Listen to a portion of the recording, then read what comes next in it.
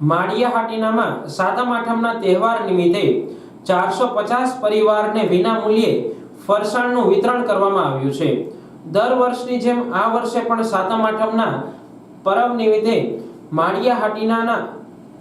Sunidhi charitable trust foundation Mumbai, Kiritbhai શેઠ લંડનના સહયોગથી સીતારામ સેવા trust દ્વારા આજરોજ 450 જેટલા નબળા પરિવારને ફરસાણનું વિતરણ કરવામાં આવ્યું હતું। સીતારામ સેવા ટ્રસ્ટ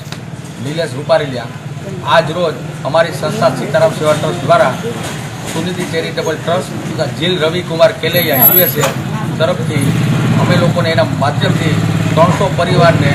સાતમ આઠમ નિમિત્તે અમે લોકો જે ફરસાણ 1 કિલો વિતરણ કરેલું છે। અમારી સંસ્થા છેલ્લા 37 વર્ષ થયા કાર્યરત છે,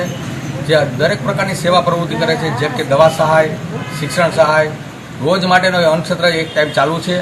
અને હું ખરા હૃદયપૂર્વક આ બધા લોકોનો આભાર માનું છું। ધન્યવાદ। સામાન્ય લોકો ઉત્સાહથી સાતમ આઠમનો તહેવાર ઉજવે તે માટે સામાજિક કાર્યકર મહેન્દ્રભાઈ ગાંધી, નિલેશભાઈ રૂપારેલિયાના વરદ હસ્તે સ્ટોલનું ઉદ્ઘાટન કરી આ ફરસાણના વિતરણની વ્યવસ્થા કરવામાં આવી હતી, જેમાં સામાજિક કાર્યકરો સહિતના આગેવાનોએ સહકાર આપી આ કાર્યક્રમને ઉત્સાહભેર સફળ બનાવ્યો છે। મહેન્દ્રેશ ગાંધી, પ્રમુખ ચેમ્બર ઓફ કોમર્સ માળિયાહાટીના, દર વર્ષની માફક ચાલુ વર્ષે પણ સુનિધિ ચેરિટેબલ ફાઉન્ડેશન મુંબઈ તેમાં રવિ કેલૈયા USAથી આર્થિક સહયોગથી માળિયાહાટીના જરૂરિયાતમંદ તમામ લોકોને સીતારામ સેવા ટ્રસ્ટ અન્નક્ષેત્ર દ્વારા આજે વિનામૂલ્યે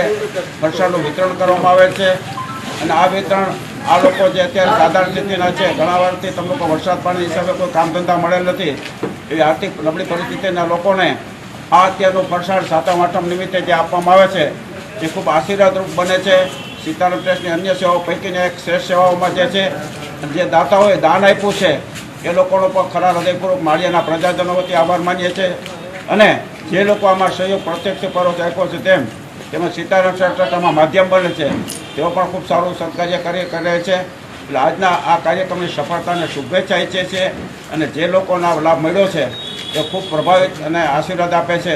અને આ કાર્યક્રમ સફળ અને શુભેચ્છા રહે અને આ કાર્યક્રમ જરૂરિયાતમાં લોકોને લાભ મળે સીતારામ સેવા ટ્રસ્ટના માધ્યમથી, એવી આ તકે અપેક્ષા રાખે છે। ખૂબ ખૂબ દાતાનો પણ ખરા હૃદયપૂર્વક આભાર વ્યક્ત કરીએ છીએ।